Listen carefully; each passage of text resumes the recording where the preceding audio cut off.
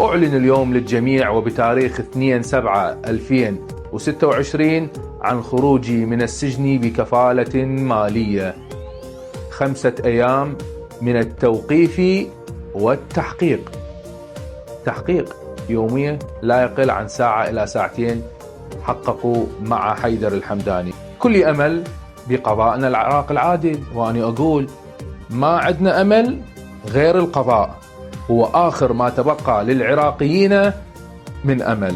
وعليه أتوجه بالشكر الجزيل لكل من وقف وساند حيدر الحمداني بكلمة، باتصال، بمنشور، بدعاء، ما قصرتوا.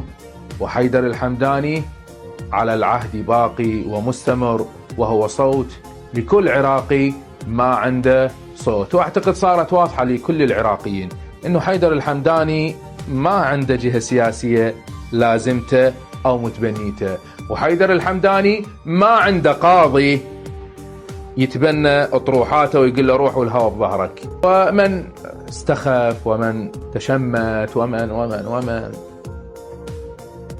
تندل السماوة، تندلها.